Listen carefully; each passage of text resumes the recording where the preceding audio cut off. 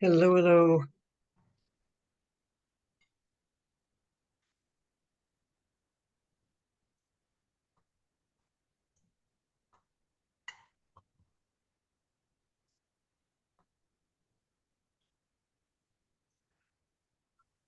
Very good. I see some familiar names and faces. We're going to wait for another couple of people from the commission to join us. I'm on, Paul. Oh, hi, Chris. I see Erin is here.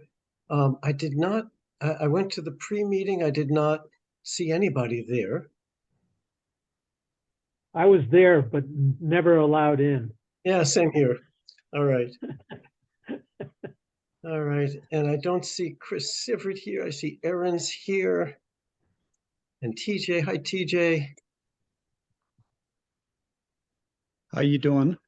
And Tina, doing fine. You guys okay? So far, yeah. All right, good. That's great. There's Chris. Apologies, I ran into road work on my way Oh, here, so was not expecting that at 6:30 at night in the snow. No. But all right. And for some reason, my video is not coming on, even though I've clicked on it. But here I am, and it's 6:33. Shall we begin? Yes, please. All right. Well, I will start off just by welcoming everybody. I'm just looking through. It looks like we have a really good showing of people tonight. My name is Paul Earlbaum. For some reason, you can't see me. I don't know why. But anyway, I'm here. I'm the chair of the commission. I've been on the Ethics Commission since 2019.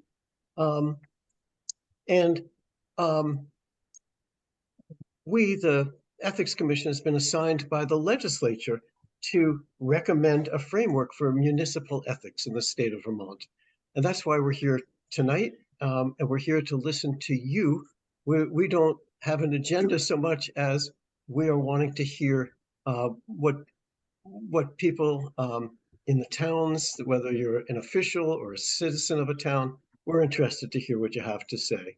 And let me introduce Chris Davis, who's another commissioner.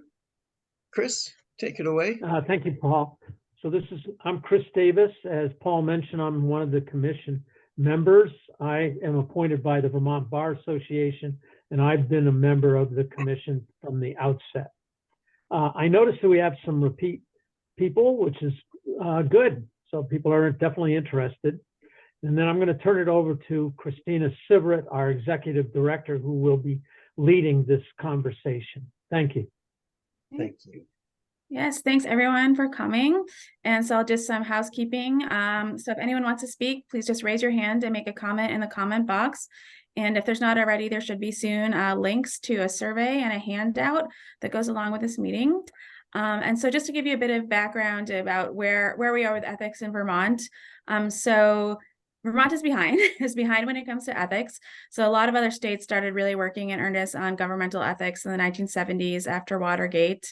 Vermont only stood up the Ethics Commission just a few years ago, I think in 2017 or 2018. It was bit before my time here.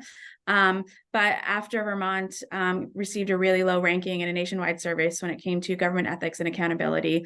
So you got like a D's and F's basically throughout. So at that point in time, the legislature stood up the Ethics Commission.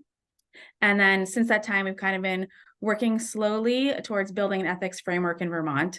So just about 2 years ago or a year and a half ago, a state code of ethics for state of Vermont employees. So that means if you work in state government was passed, not just work in state government, but certain categories of volunteers. For example, volunteer board and commission members are also covered by the state code of ethics. And so the state code of ethics is it's a pretty basic, it's a strong, like in a fundamental sense, it covers all of the kind of main ethics issues when it comes to misuse of position, conflicts of interest, gifts, roles, things like that.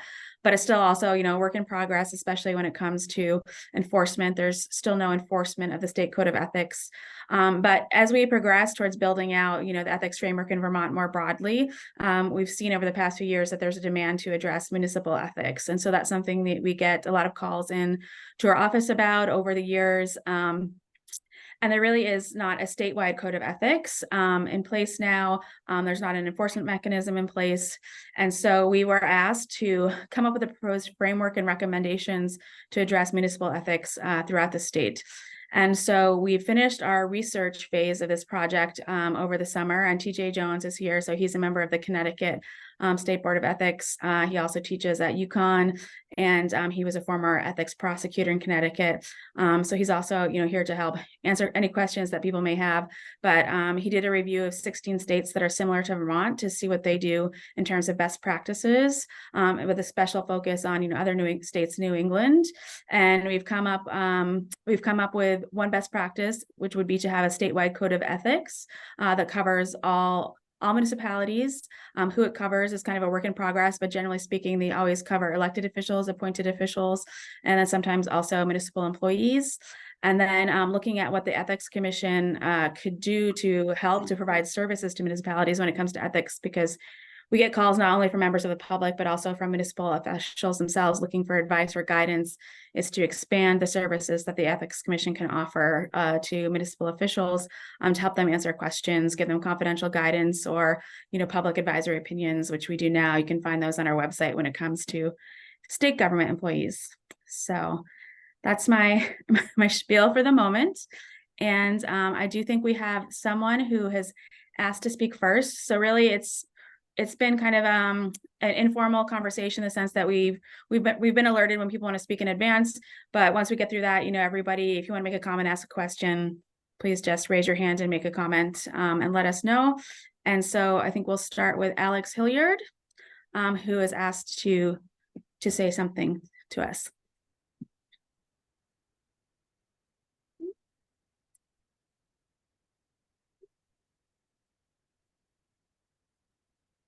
So is Alex here or?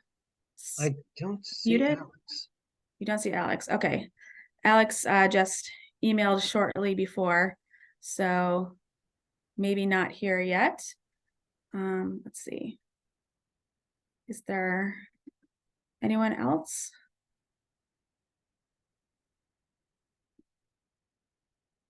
Okay, I see a hand raised. We just have the name iPad, but maybe we can unmute.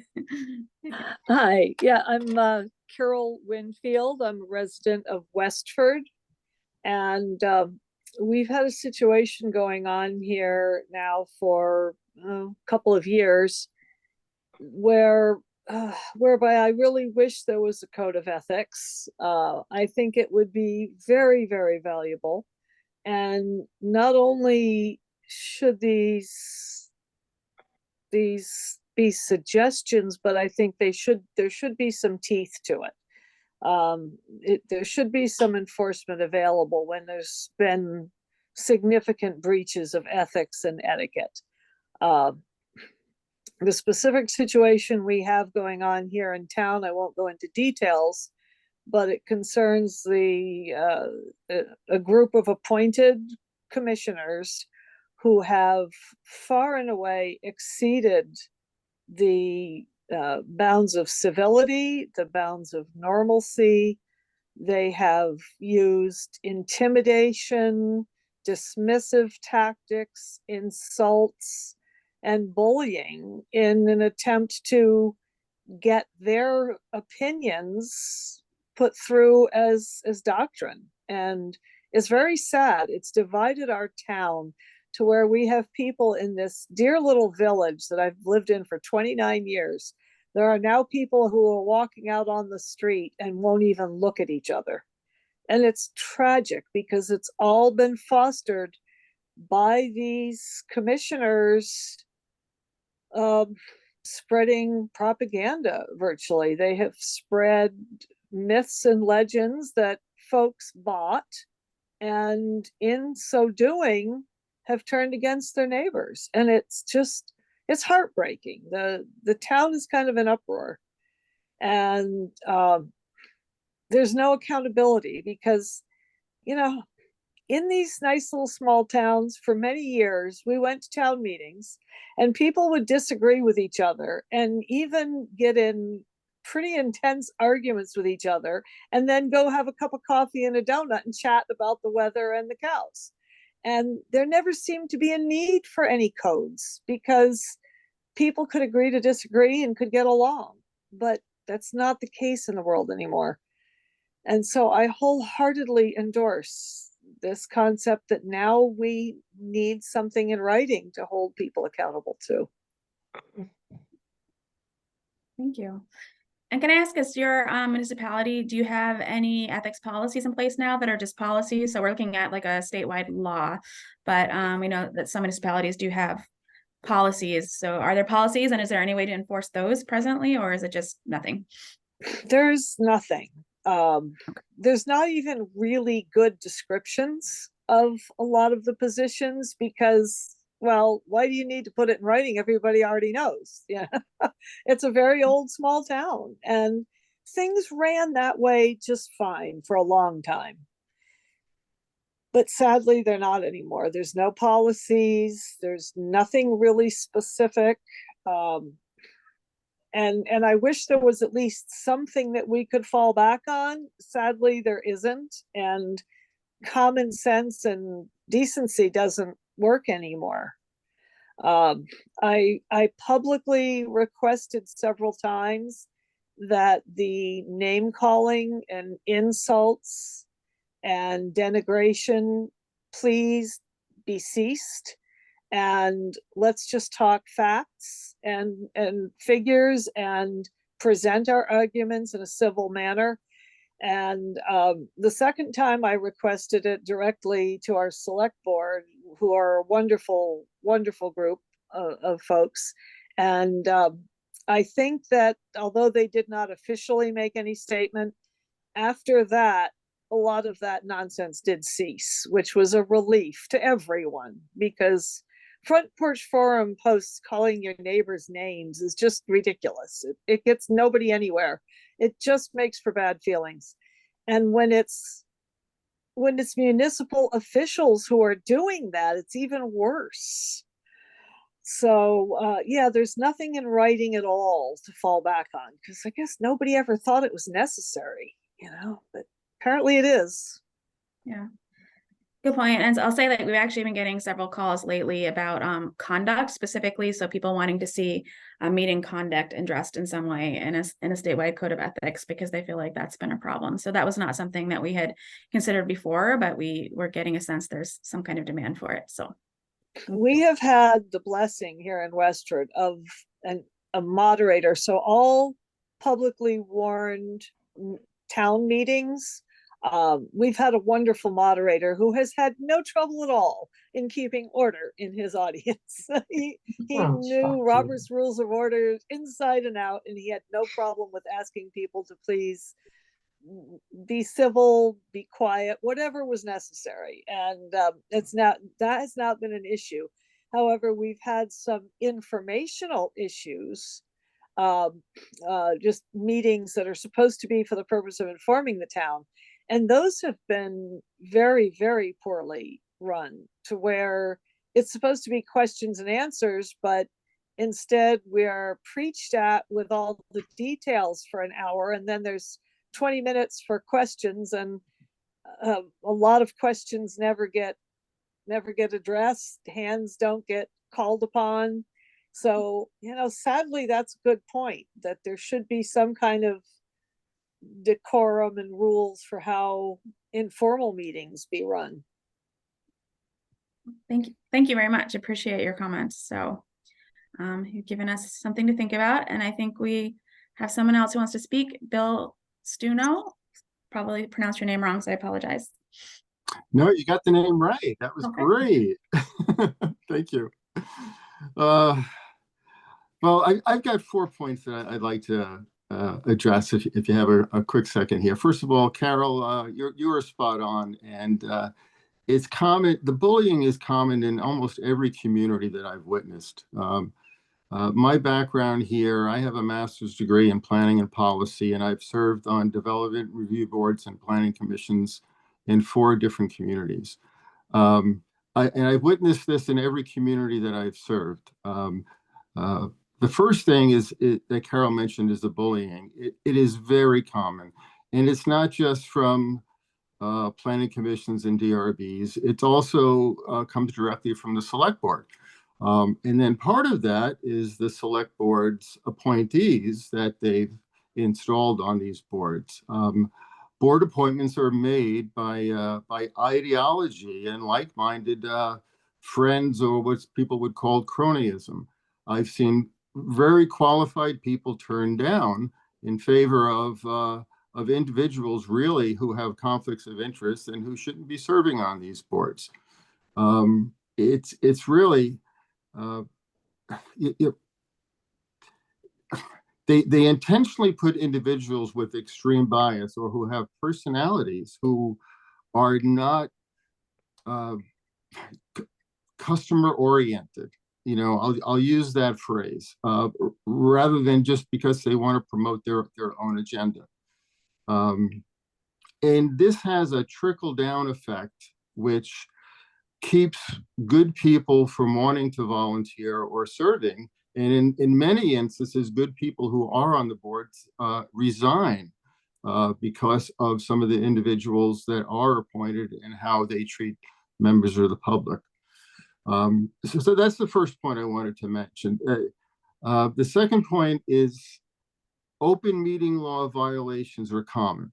I mean, very common. I see it at almost every meeting of select boards or planning commissions and development review boards. It's not always obvious, but if you pay attention, you'll see it. Agendas don't match what's discussed. Executive sessions are very common. Discussion about why they're going into executive session and what decisions are being reached in executive session are often not mentioned. Sometimes it's subtle. For example, our planning commission will have agenda items that will say discussion of zoning. Now that tells a person nothing. I mean, it could be something that affects them. It could be something totally unrelated, and yet that's an agenda item that appears on almost every week. So nobody knows if they should pay attention to that meeting or not, because it's very nebulous. So they kind of skirt the open meeting law, doing minimum requirements, and in some instances they actually directly break it. One thing that I've encountered more than once is minutes that don't reflect what's actually said at the meetings. I've seen instances where minutes actually say somebody said the opposite of what they actually said. And the minutes are often taken by staff members or the boards themselves. So they have a conflict of interest in creating these minutes. And minutes and testimony that often contradicts a board is often not even listed in the minutes. So there's no way for the public to make sure that they are quoted accurately. It would take such work to try and follow the minutes and then try and submit a complaint. In regard to the open meeting law itself, requests for documents are often denied by the municipality. And the only option you have if the municipality denies your request is to hire an attorney to file a formal complaint. And most people are not going to do that. I've done this many times where I've asked for documents that like correspondence between select board members, which are clearly something that's in the public record. And yet it's been denied to me. And the suggestion has been made to actually get an attorney if you want to get this document. Okay. One of the things that select boards do is, and this fits into what Carol mentioned also about her own planning commission, is they promote false narratives to justify their own opinion and ignore negatives or or items that the public may not agree with. I mean, we have very little news coverage in our rural communities. Some have no coverage at all. And so what you get from the select board is not the truth, but propaganda. And this is more common than people realize. And the last thing I wanted to mention is that to a lot of people who participate at the local level, we feel that we really don't have representative democracy because there's no way, there's no accountability or repercussions for breaking or circumventing guidelines that are already on the books. A lot of these select boards and other boards treat the public as an adversary, not somebody that they actually represent. And I want to stress that there are guidelines out there from VLCT, from the Ethics Commission, that promote good policies, but there's no enforcement. And select boards know that there's no enforcement. And therefore, they basically just ignore it. And that's one thing that your commission really needs to figure out a way to create some sort of enforcement mechanism or removal mechanism for when these things happen. The other thing I wanted to mention, and I'm sorry to sound like that, to keep going on, are conflict of interest issues. People assume conflict of interest is often a direct financial interest in something, like say you're voting on a project that financially benefits you. But what is very common is what we call an indirect conflict of interest, where people are not recusing themselves or are promoting situations where their friends benefit or their associates benefit or people who are ideologically aligned with them benefit, and not making decisions on a fair basis upon the data or the testimony presented to them. And these indirect conflicts of interest are really hard to prove, but your own Ethics Commission and VLCT defines what an indirect conflict of interest is, but it's just basically ignored across the board. Okay, thank you for letting me speak. I know I mentioned a lot there. No, it's really good to hear from everyone. And yeah, that's actually, I've been getting calls lately too, where people have been mentioning that they've made requests for documents that were just outright denied, and they're documents that were, they clearly had a right to. So that's an interesting thing that's been coming up. So we hear about one issue and then it kind of comes up repeatedly. So good to hear again. So thank you very much. So it's great to hear all of your thoughts. And it looks like we do have Alex Hilliard here now. So I was wondering if Alex would like to speak. I know that was an email I got, but not sure if you still want to, just raise your hand and then. I do, thank you. Okay. Can you hear me all right? Yes. Okay, let me just drop that hand. Okay, so my name is Alex Hilliard. I use they, them pronouns in Poultney, which is in Rutland County, where I reside as a Black and queer identifying transgender non-binary individual. My engagement in local politics has been marked by challenges and a need for enhanced ethical standards. Despite my attempts to contribute meaningfully to the community, I have encountered obstacles, particularly within the select board and the broader municipal structure. The existing ethical standards in Poultney seem insufficient, allowing for nepotism and favoritism within the select board and town management. The lack of transparency and adherence to open meeting laws was evident until recently with the board's negligence in timely record keeping and purposeful disclosure or purposeful non-disclosure during executive sessions. Town politics in the aftermath of the 2019 Green Mountain College closure underscored the importance of ethical governance, especially concerning tax stabilization policies. Yet my attempts to address these issues were met with resistance, and ultimately my 2023 election was sabotaged. The current municipal ethics landscape in Vermont, as experienced in Poultney, warrants reevaluation. The good old boy network prevailing in my town where decisions are made behind closed doors based on personal connections, undermines the principles of fairness and accountability. A uniform set of ethical standards across municipalities could mitigate such issues, ensuring a level playing field for all residents and candidates. As a proactive step, the State Ethics Commission could play a pivotal role in supporting municipalities by conducting comprehensive trainings on bias in local communities. This initiative could equip individuals with the tools to identify and address unethical behavior. Additionally, the committee should serve as a platform for whistleblowing, enabling individuals to report wrongdoing with the assurance that concrete actions will be taken if substantiated by evidence. My personal experience with a campaign finance violation underscores the need for more robust laws and codes at both the state and municipal levels. Current laws, evidenced by my complaint to the Attorney General's office, fall short in imposing meaningful penalties for violations. A more empowered ethics committee could actively address such discrepancies, ensuring accountability and maintaining the integrity of local governance. In conclusion, I advocate for a strengthened ethical framework in Vermont, addressing issues at both the state and municipal levels. Transparency, inclusivity, and accountability should be the cornerstones of municipal governance, and the State Ethics Commission can play a vital role in fostering these principles. I appreciate your consideration and look forward to a more ethically sound future for our communities.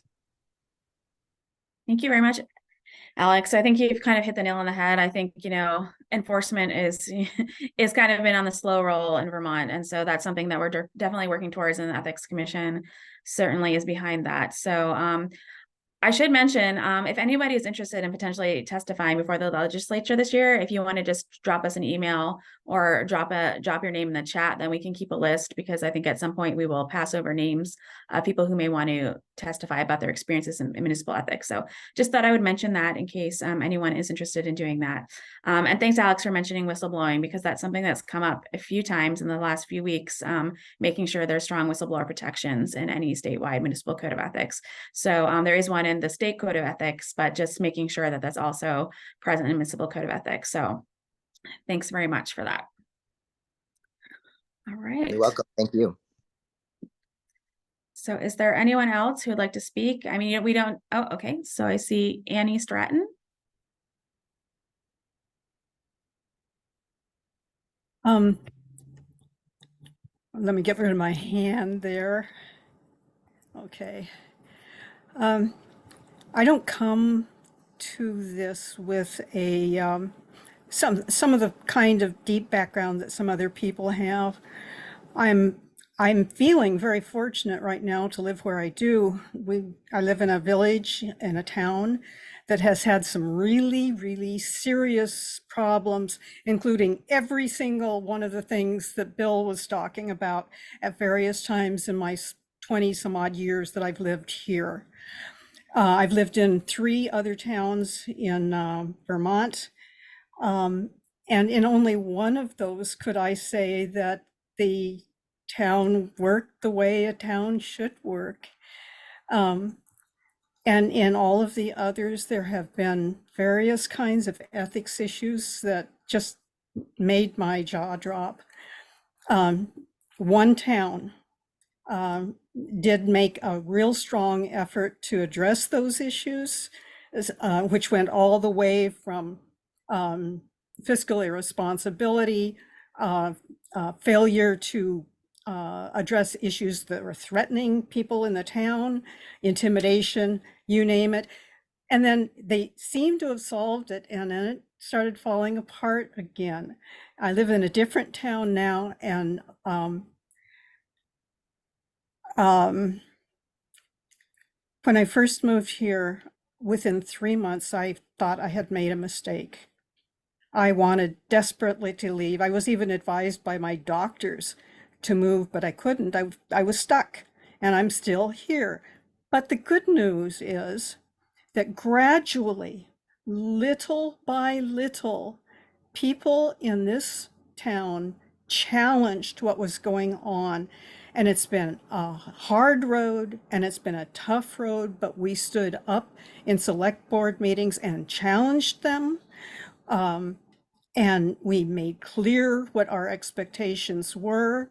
And eventually we got a select board member who listened and took steps to try to address our concerns. And we're still dealing with some of those things. And there are lapses. The same gentleman still harangued me on the phone for half an hour because I had simply called with a question, and he never did get around to answering that question until the very end when I reminded him, you know, why I'm talking to you is because I called to ask, who do I talk to about a noise problem?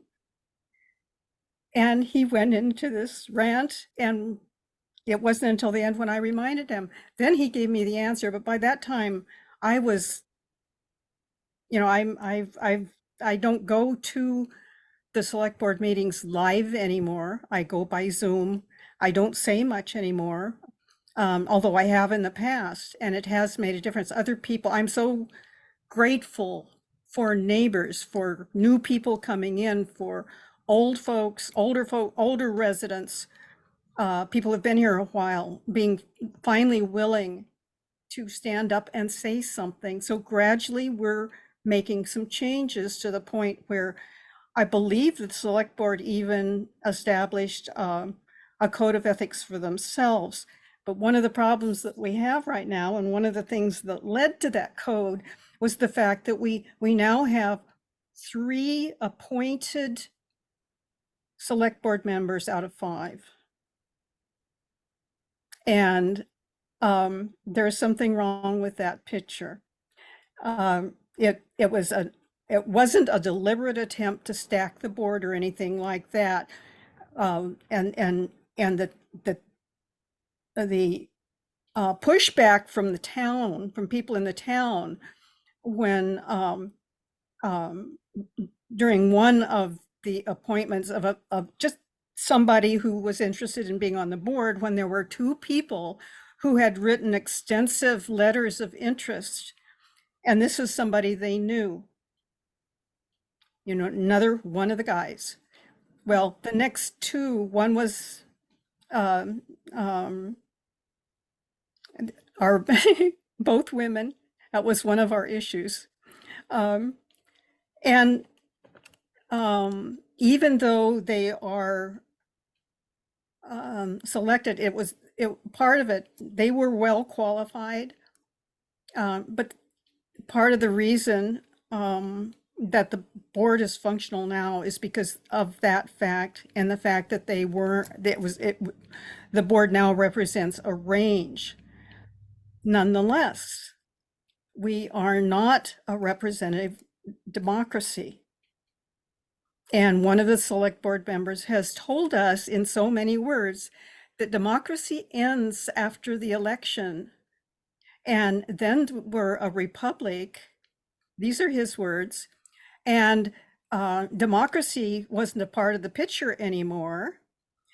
And we just had to trust them to make the decision for us. Well, that didn't go over real well. And I was one of the people who stood up and said so. I was not the only one. So he's tiptoeing a little bit more. But this situation shouldn't exist. But one of the reasons I'm here at this meeting is because this is something I'm interested in. I'm interested in politics.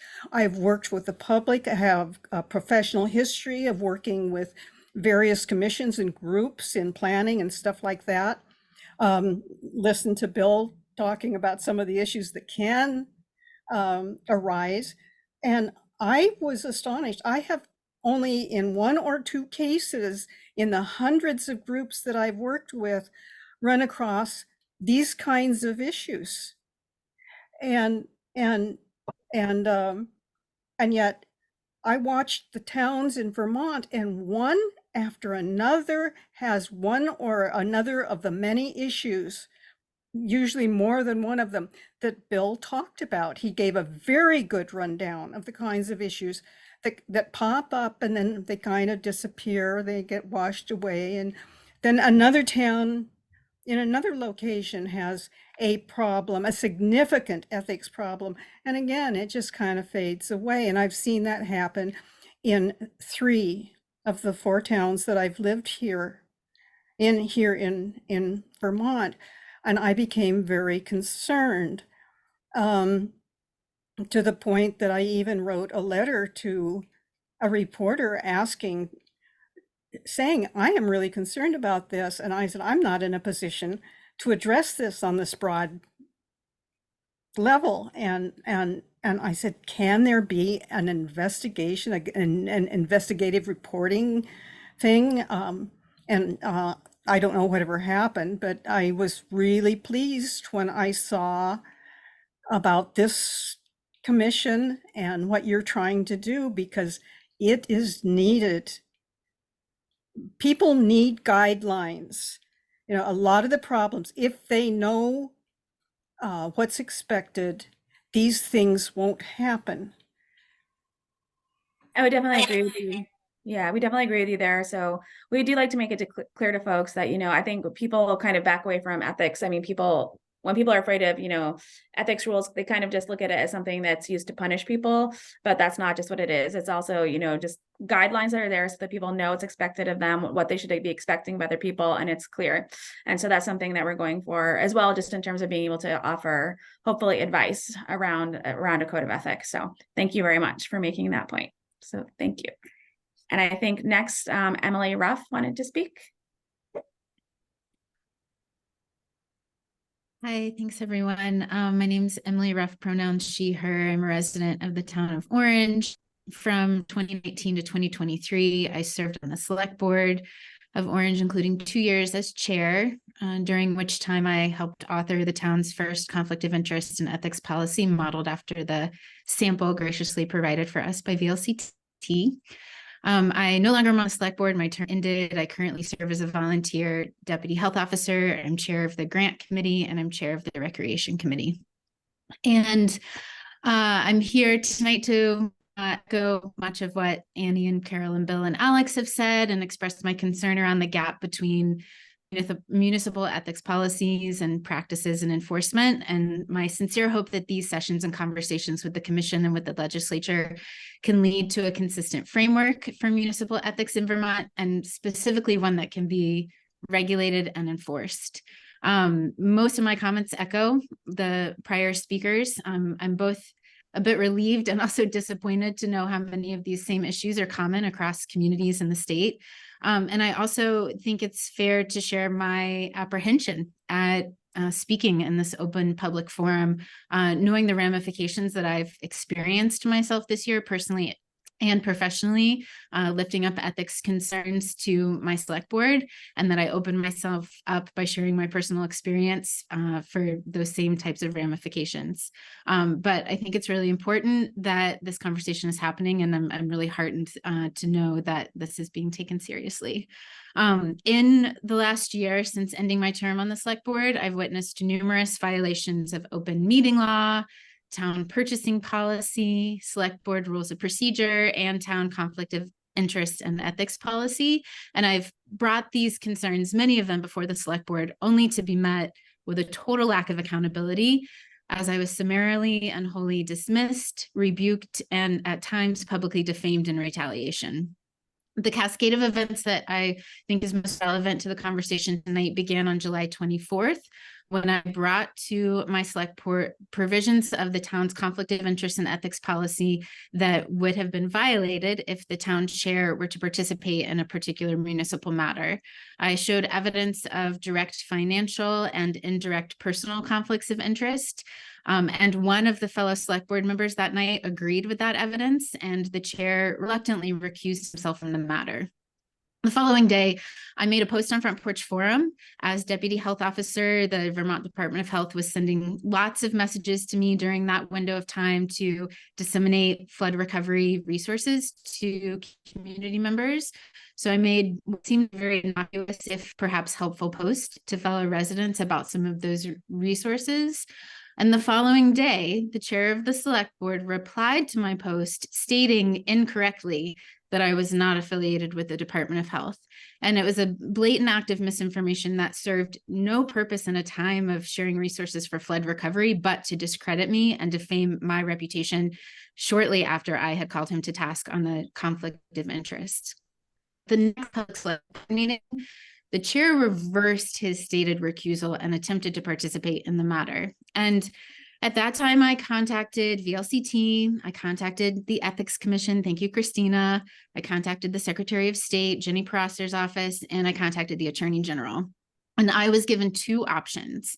And I quote, I could follow up the matter with legal resources that I would be liable for funding, or I could resort to the political process to re-elect any independent elected local official in whom I have lost trust. And in this particular matter, as it happened, it was so important to me personally that I did hire a lawyer to reiterate my concerns about the conflict of interest policy being violated at my own personal cost. And ultimately, because of that legal memorandum, the chair did recuse himself from the final vote. But this action did not take place without rampant mudslinging of my name throughout town and publicly online, both before and after that vote was held. And to Bill's point, the meetings of that particular meeting, the minutes rather of that particular meeting didn't include active participants, which is a very clear violation of open meeting law. And I'm still going around with the select board to this day about that concern.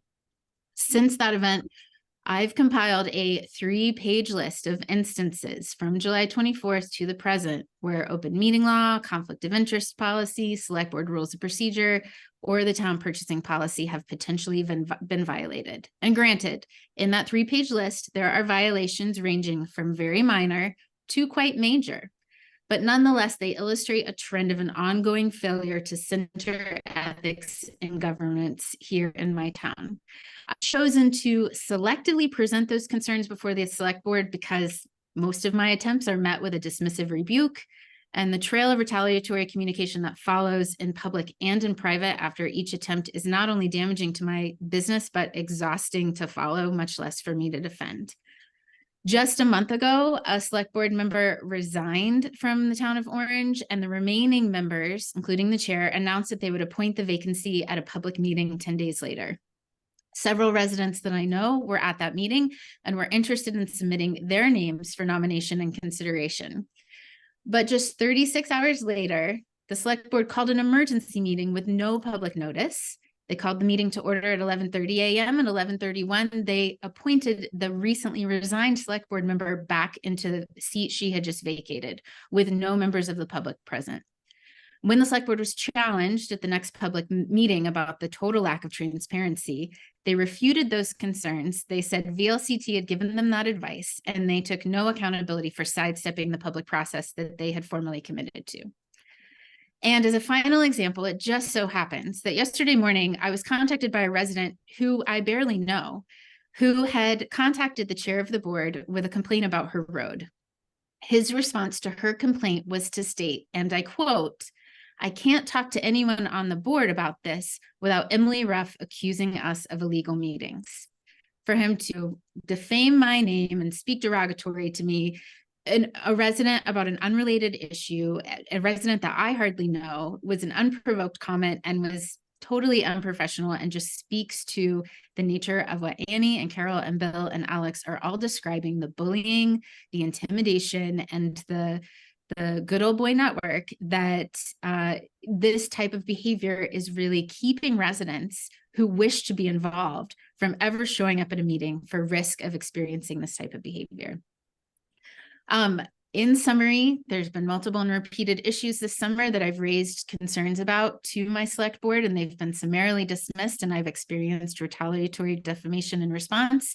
I've repeatedly sought support from outside agencies, and across the board, I've been informed that the only recourse I have as a resident is to continue to voice my concerns to the very body that is not willing to listen to me, or to pay for legal support to pursue these concerns, or to vote out these officials at the next election. And I take issue with that, first of all, because most residents don't have the means or the time to pursue legal action against the town body. In fact, most don't even have the experience or insight to understand when ethics or policy violations are taking place. I only have that experience because of my 3 years serving on the select board.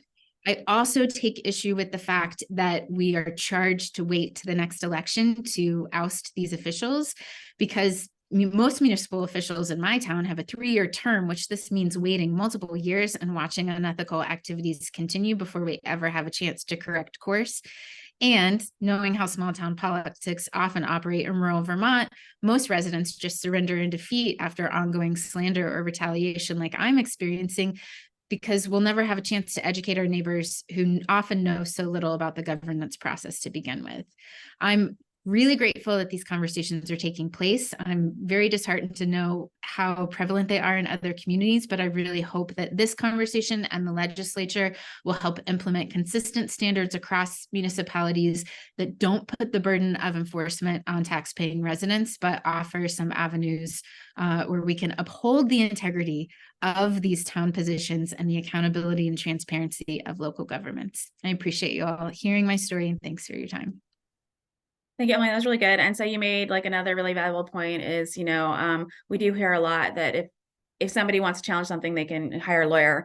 But the point is that litigation shouldn't be the first recourse, right? That should be last recourse when the other avenues have been exhausted. And right now there aren't really other avenues other than, just reaching out and expressing your concerns and hoping that somebody does that. So this is also, a risk mitigation framework as well for municipalities, because it's expensive for everyone. And there's also, I think, an access to justice issue. If people are forced to hire a lawyer, then only a few people have, number one, the stamina to hire a lawyer, and number two, the money to hire a lawyer. So thank you very much for that. That was a really great summary of your experiences. And I think Bill wants to say something again. Yeah, thank you very much. Emily, boy, you hit a nail on the head in so many issues. I want to, since you're in the trenches yourself as a former select board member and chair, having a testimony from you is really important. I did want to mention that I want to underscore one thing that Emily talked about, and that's fear of reprisal, because it is actually a very common scenario. If a board member challenges a select board, even with just contradicting them with correct data, they risk being removed from a board or being not reappointed. This is really common. And then there's public reprisals also that come directly from select boards. One thing I wanted to mention, and this is important for this committee to know, is how useless Vermont League of Cities and Towns is on these issues. As a former board member, and Emily knows this, we have access to VLCT attorneys. And I've had repeated conversations with them about things that I've encountered, as far as conflicts of interest, minutes, open meeting law, the full gamut. And whenever I contact them, the response I always get is the only solution is to vote the people out of office. Even when there's really serious conflicts going on, that's the only solution. And so your committee really needs to come up with some method of addressing these issues that is not just vote the people out of office, because what happens is good people won't even run for office in these kinds of situations. Thank you. Thank you. And I want to give TJ warning, because I'm wondering if TJ might be able to speak a little bit about, common whistleblower protections in state law. So I'll just give him a moment. But thank you for bringing that up, because I think during the last public meeting, is one of the first times I really heard from people that ethics issues in municipalities, like where they felt like unethical things were happening, was actually preventing people from being involved and preventing them from running for office. And so we usually kind of hear the opposite, where too many ethics rules is what would prevent people from seeking involvement or seeking to run for office. But the last time is really one of the first times I've heard people just express that, no, that's what keeps people away. The lack of ethics rules and the lack of ethical behavior is keeping people from being involved in their communities. So that was a really good point. So thank you for that. And can I follow up on that? Yeah, sure. One thing that I've heard repeatedly from select boards is how they can't find people to fill positions on boards. And that is a classic example of a false narrative that select boards promote. Because in my town and in other communities that I served, you've often had multiple candidates running for, or asking to be appointed for positions. I also volunteer in the community in several other capacities and nonprofits, and we do not have difficulty finding volunteers. I could fill every volunteer position in my town probably in a matter of days. And yet you'll hear from the select boards the difficulty they have in recruiting individuals. It's a false narrative that gets repeated over and over again. And the simple fact is if you provide a safe environment for people and a rewarding environment where people feel like they're contributing and their opinions are respected, there will be no trouble at all filling these positions. The problem is it's the exact opposite scenario. Thank you. Thank you. That was a very good point. So I don't see any other hands up, so maybe we can go to TJ if he's willing just to talk a little bit about whistleblower protections for municipal complaints or municipal complainants, what he's seen in other states. Sure. I'm TJ Jones. Nice to meet you all. Right now, as you're aware, there's no whistleblower protection for municipal complainants.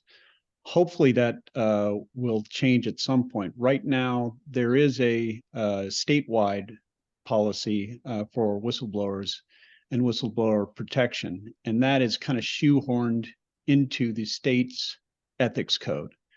And really what that does is it protects you if you have a bona fide complaint against your public officials, that you're protected from making that complaint, and any retaliatory action against you will be ultimately undone. And most of the states have this at the state level. Vermont's not alone in lacking whistleblower protection at the municipal level. However, in states where the Code of Ethics covers both state and local governments, you will see anti-retaliation provisions appear. The state of Georgia, state of Massachusetts. So it is possible, and there are templates for getting provisions that can go into law. Obviously, they have to pass legislative muster before they do. But it is a possibility, and it's not unheard of in other states.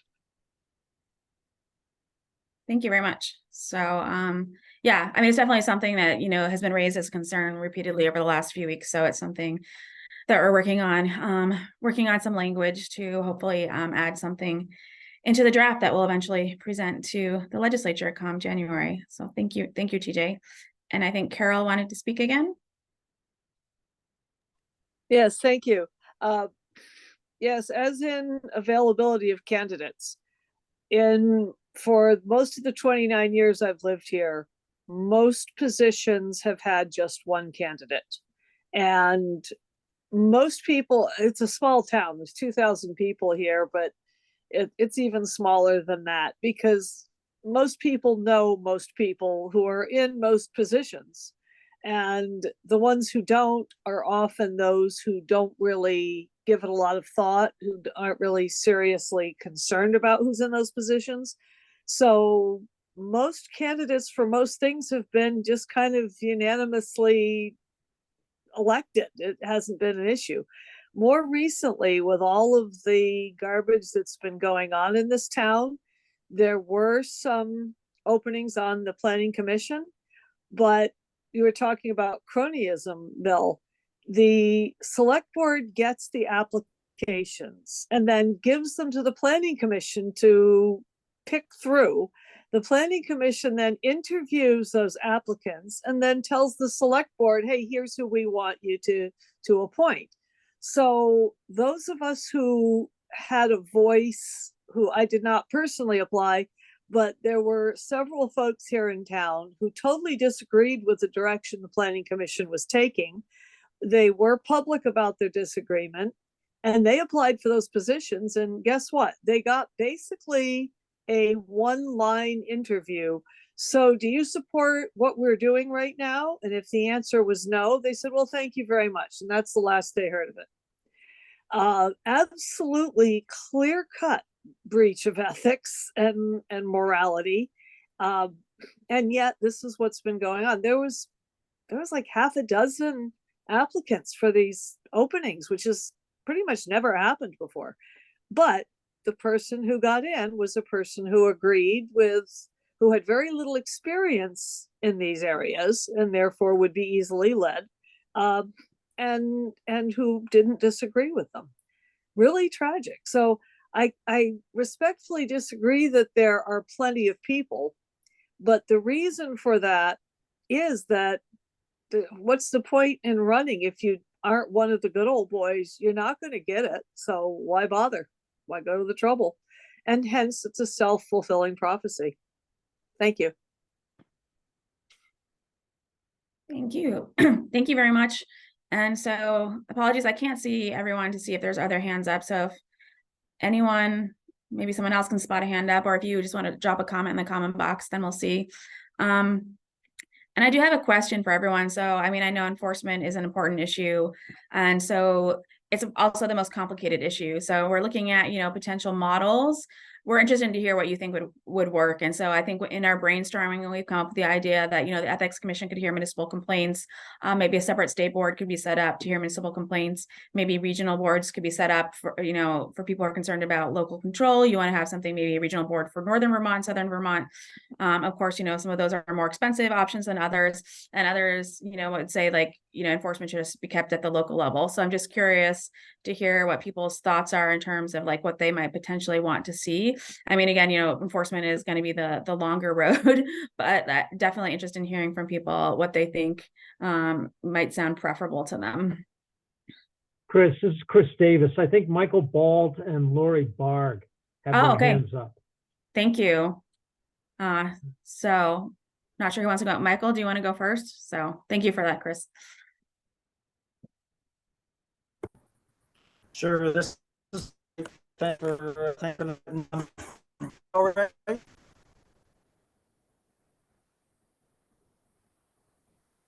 One more time. I don't think we have a good connection with him. This is Mike. Check. Yep, heard that.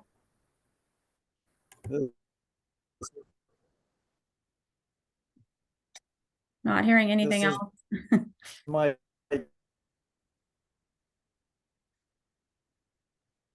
Can you hear me? Not really. No, I'm not hearing him.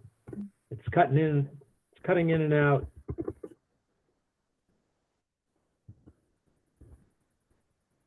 We do have a phone. This is I don't know again, if Lori wanted to go first, and then Michael could maybe call in.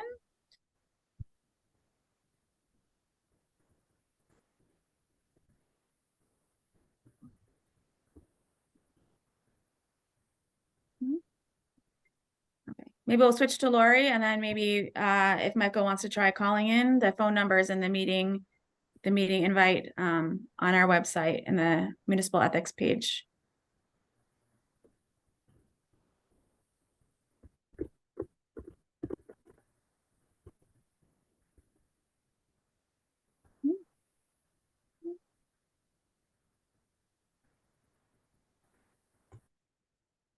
Okay, so Michael's going to try and call in, and is Lori still there?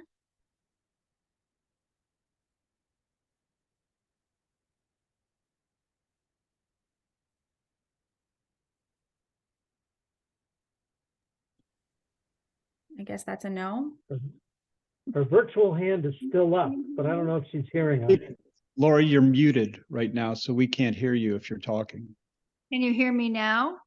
Yes. Yeah. Oh, good. Okay, cool.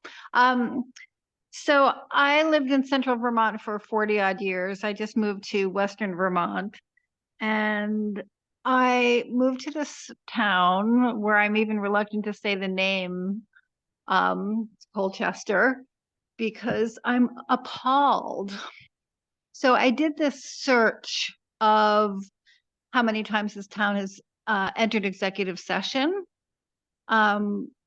And when I was on the select board in Plainfield, for example, we entered executive session when we needed to deal with a personnel matter. We recused ourselves if there was a conflict of interest. In this town, the town lawyer and the coordinator for Act 250 are married, did not recuse themselves when they were asking whether or not the town needed to go before Act 250 on something. The town has a purchasing policy from 2010. It's supposed to be updated every year. It's now 13 years later. It's never been updated. They're supposed to put everything out to bid. So the bids are supposed to be publicly opened.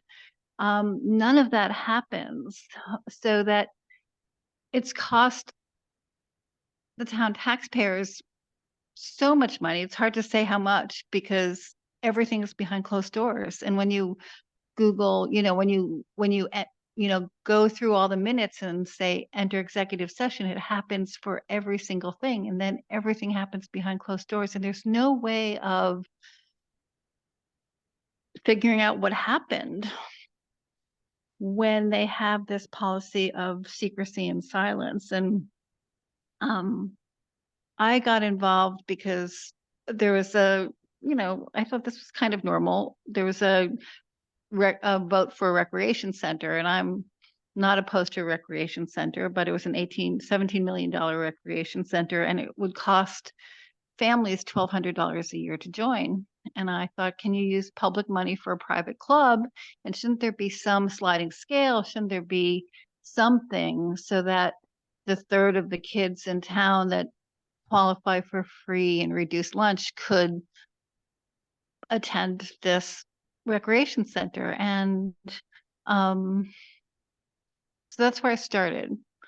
And then I saw that the town itself had spent hundreds of thousands of dollars on studies that said, well, this would be a really good spot for a recreation center, and this would be a terrible spot. A terrible spot is the Bayside Hazelett Forest, because the state decided 30 years ago that it's a rare and irreplaceable forest, that we've lost 98% of this particular forest type, and we should be protecting the last tiny remnants of it. So anyway, the town's gone ahead and clear cut it. When I went to the state environmental violations, I've had to do a FOIA request, which I still haven't received the reply, to try to see whether or not they have clear cut more than they said they would. And the reason that's important is because at 40%, they're supposed to do one thing. So at 37%, they do something else. So they kind of like skirting, they're ignoring their own laws. They're ignoring their purchasing policy that says they need to update it every year. They're ignoring their purchasing policy that says they need to put things out for public bid. They're ignoring their development review board that requires that you do not build on rare and irreplaceable forests. They're just meeting behind closed doors, and I've never come across it. And recently they fired the fire chief, and I spoke to the fire chief, and he said that he went into the town manager's office and he didn't even have a appointment to go in, and the town manager had his resignation letter written out ready for him to sign. And he said to me, well, this guy's going to be very vindictive. And I've certainly gotten the letter saying, we won't speak to you because your idea of, wanting to make sure that public money is not spent for a private club is against the interests of the town. And nothing goes out to bid. Nothing's advertised. It's unbelievable to me that they spend all this money. They hired a geologist who said, oh, don't do anything on this property because it's so unstable. You're going to cause, potential landslides into Mallett's Bay. And he said, don't do anything without a geotechnical analysis. So they paid that guy, but then they never did the geotechnical analysis. So at one point there will be a landslide and East Lakeshore Drive, somewhere all of it will be lost. And hopefully nobody will die, but it's amazing to me that this town has this history of meeting behind closed doors, ignoring their policies, and that there's no culpability. You know, we don't really know what's happening because they just meet behind closed doors and they ignore their own written policies. And I've never run across this before, and I don't really know what to do, and they won't talk to me because I'm against the interests of the town. Because I want to protect the water quality of Lake Champlain. I don't want people to die when the road falls into the lake, and I don't think we should spend millions of public money for a private club that a third of the people can't go to. So I don't, Yeah. I don't know what to do. Yeah. So when I saw this Vermont Ethics, I'm like, I don't know what that is, but this town has a history of meeting behind closed doors. Yeah. And I talked to Paul Gillies, and he said, well, you know, there's nothing in statute to stop this. This is, there's loopholes that can be used in the executive session statutes, and there's nothing really you can do about it. Interesting. Yeah, and he certainly he certainly knows the law. So I like the Statue of Liberty. My family and I did TV online throughout the entire. It is in New York City at the New York all right, I Empire. think somebody else is speaking, so maybe. All right, so it sounds like at the heart of the matter, you're worried about conflicts of interest. And what's happening behind closed doors is that there may be conflicts of interest that are happening, but because you don't have the ability to know what's going on, you can't really judge for yourself. It just seems like something is kind of fishy. So yeah, I'm sorry to hear that you're going through that. And so definitely Paul Gillies knows his law. So great, great source for you. It looks like, let me see. And it looks like Michael's back on the phone. So if he wants to speak now. Can I just say one more thing? Oh yeah, sorry. Apologies. Yeah. So when a town ignores its own written policies, what is the how do you respond to that? When a town violates their own policies? How do you respond to that? I mean, yeah, to be honest, I don't know the answer to that. So, I mean, I think that's what we're looking at. I can say when the state code of ethics, there's kind of a catch-all within the state code of ethics. So like the state code of ethics primarily addresses, core ethics principles, gifts, misuse of resources, misuse of position, things like that. Then there's a catch-all that, somebody can file a complaint when there is a violation of other rules, policies, or laws.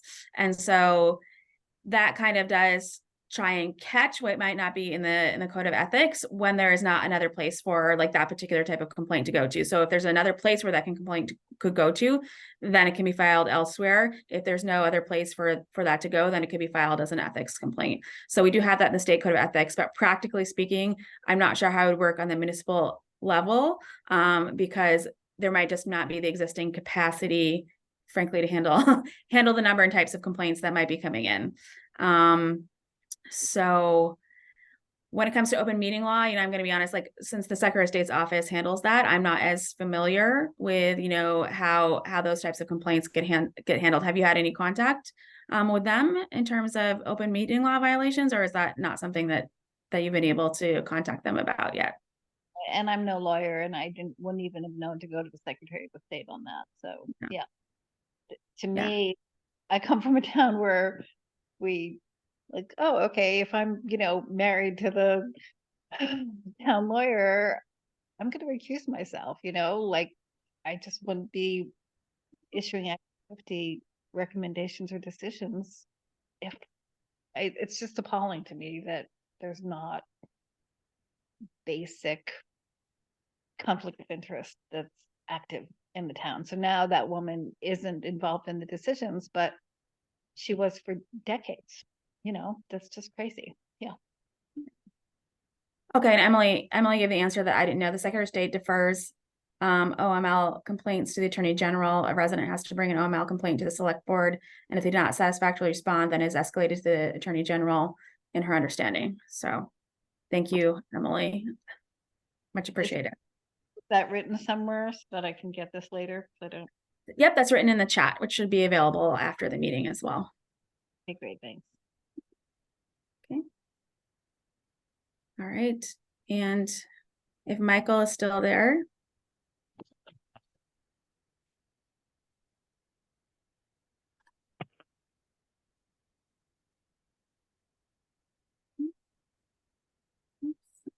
I can't hear you yet. I know you dropped a message that said that you had called in, so.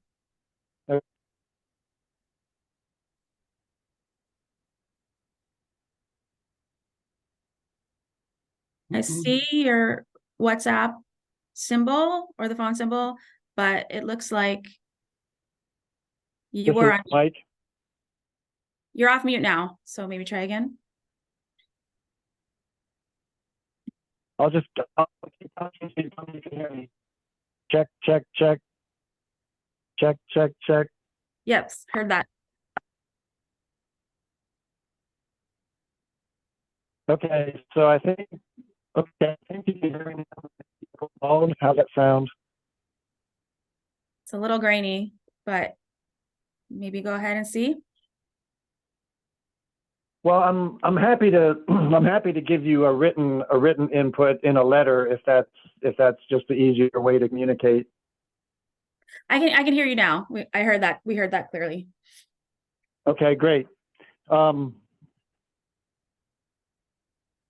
Thank you for giving me a minute here. I'll try to keep brief. My name is Michael Bald. I'm calling from Royalton. And you're still hearing me okay? Yes. Okay, great. Thanks again. And I manage landscapes for a living, and I've participated for a good 13 or 14 years now on the question of pesticide usage in Vermont, pro or con. Just to give you background on me, so that's what I do professionally. I manage landscapes, but I don't use chemicals. Where I'm going with this comment is I'm trying to get to the question of ethics, ethics specifically in front of you tonight. And I'm trying to figure out if there's any kind of a link or a crossover or connection between municipal ethics and the behavioral ethics of state personnel, state agency personnel, and state agencies. So let me try to build up to that if I can. So in Vermont, we have in the United States, we have no precautionary principle protecting us from using certain products if health effects are unknown or unproven, or it's not on the onus of a manufacturer to prove something is safe. It's on the onus of all the people, the citizens, to prove that something is unsafe. So we don't have a precautionary principle in Vermont or in our towns. I do agree with some of the testimony earlier that you can go to meetings, you can get involved in the process, you can have conversations, and your testimony, your statement just does not show up in the meeting notes. I've had that happen to me, again, on the topic of pesticides. And it happens in study groups with the legislature.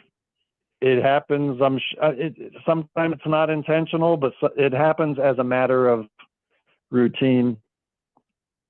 So what's driving me here is that my water in my house, my private well, has already tested positive for PFAS. I don't know the perfluoroalkylated compounds. Well, there are other people in Royalton who have tested their well, but I tested mine, and I'm at the 24th per trillion combination with these forever chemicals.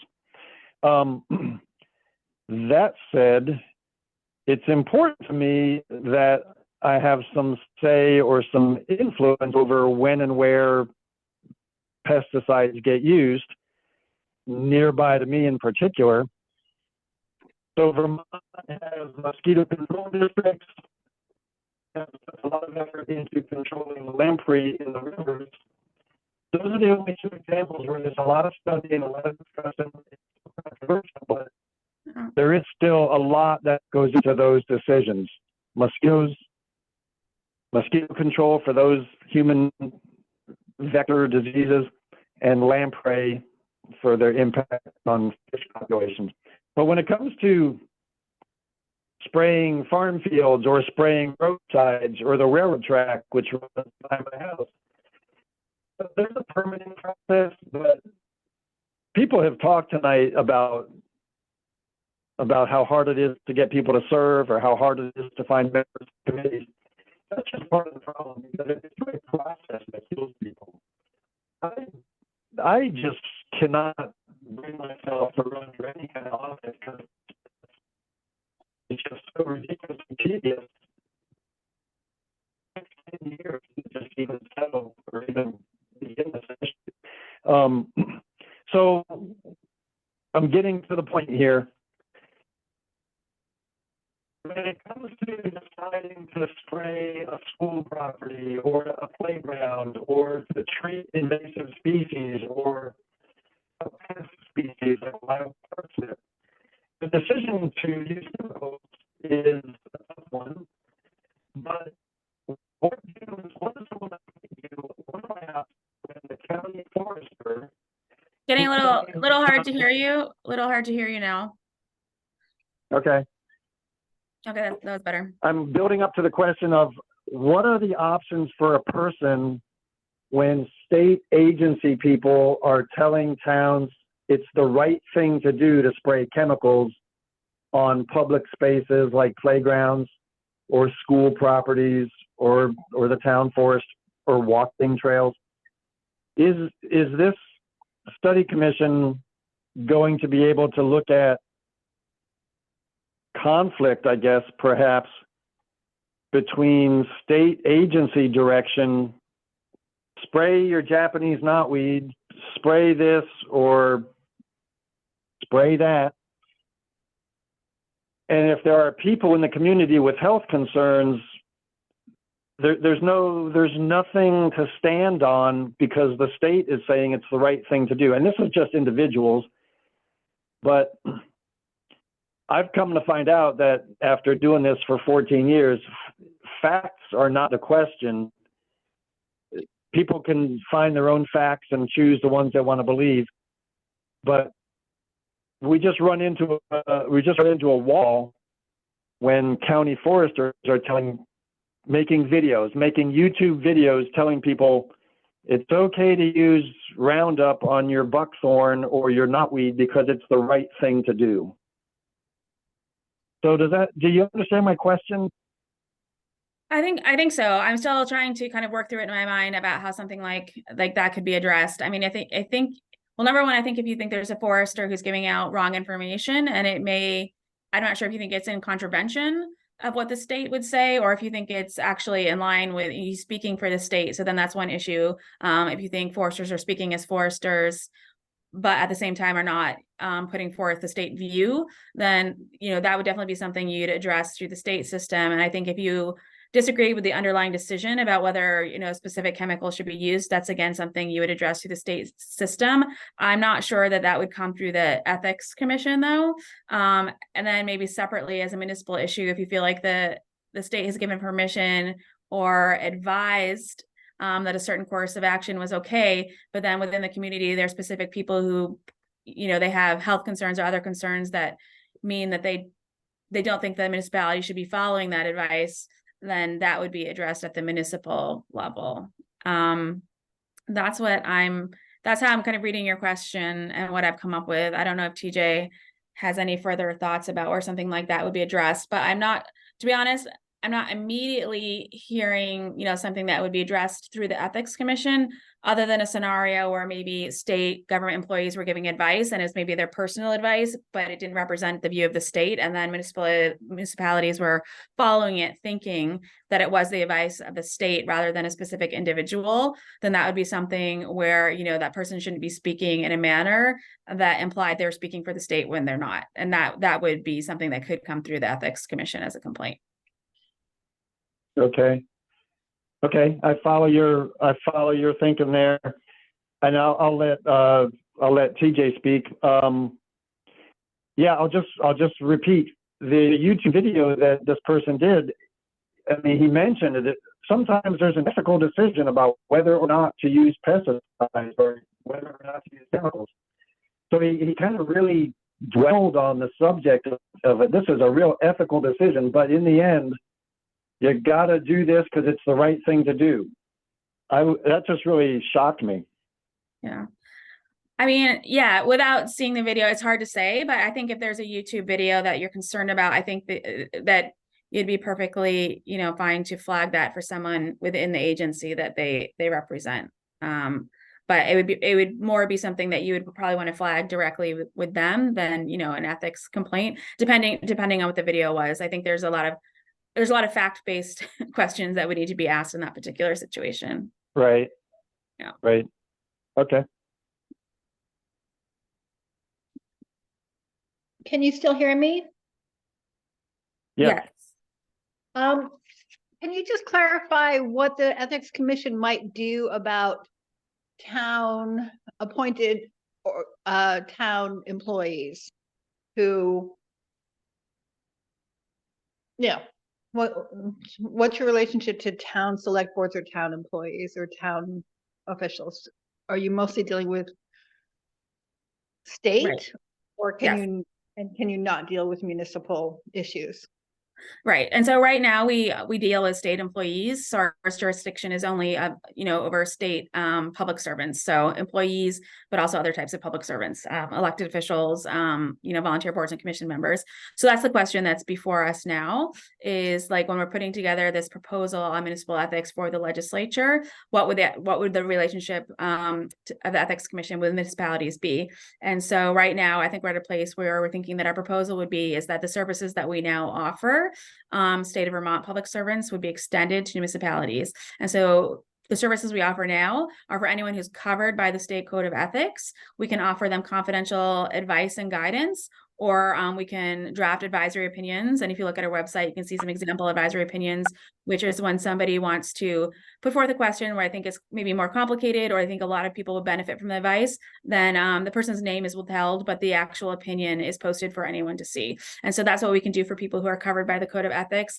And then we also accept complaints from members of the public if they have a complaint about a state of Vermont public official. So we don't have investigatory powers, but we receive the complaint and then we refer it on elsewhere for investigation, depending on the nature of the complaint and the branch of government that the public servant serves in. So I'm confused. Is this present? Is this future?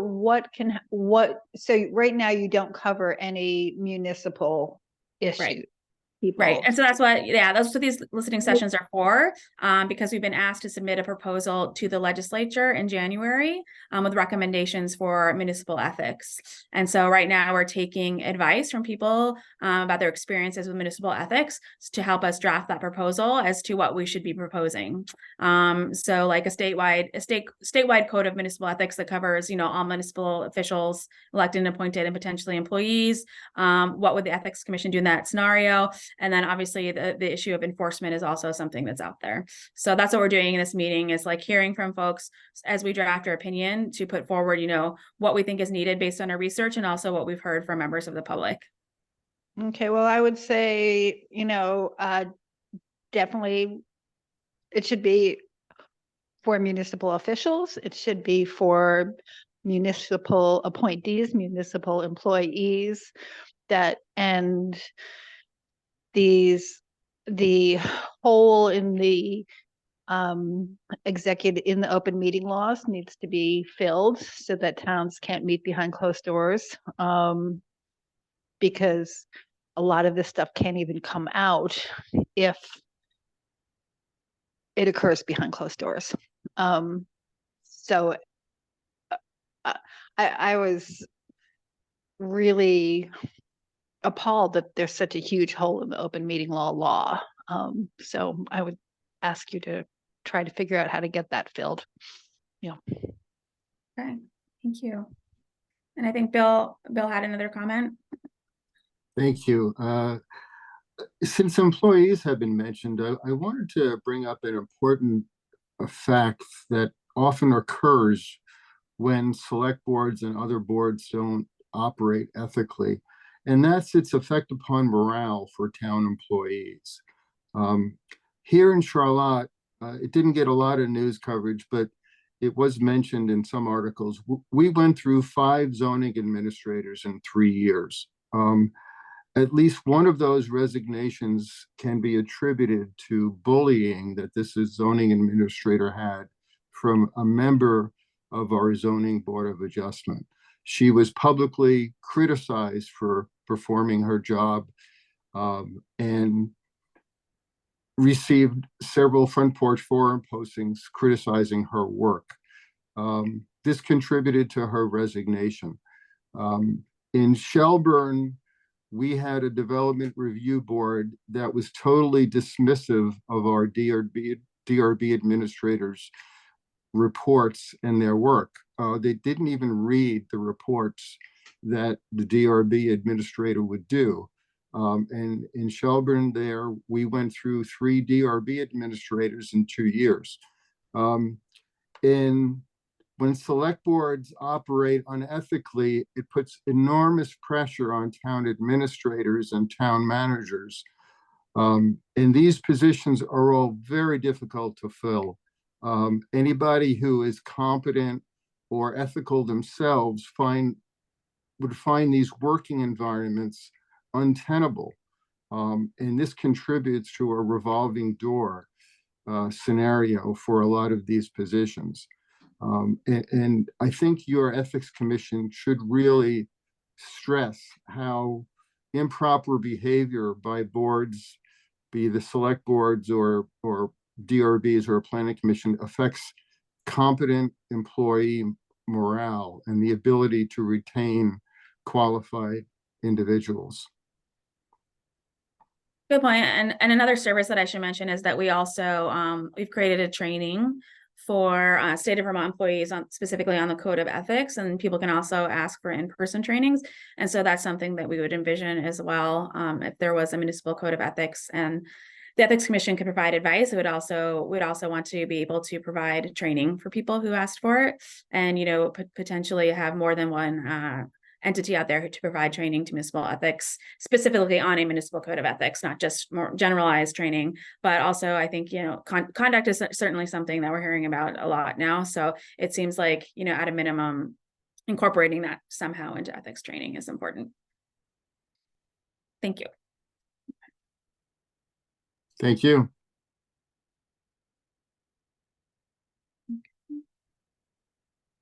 Okay. So is there, I think I can't see everyone. So is there anyone else who wants to speak? Can anyone else see somebody who wants to speak? I want to talk now. I think we're getting towards wrapping up. So let's just see if there's anyone else, and then we'll come back to you later. How about that? Okay. Thank you. Now 6 years later.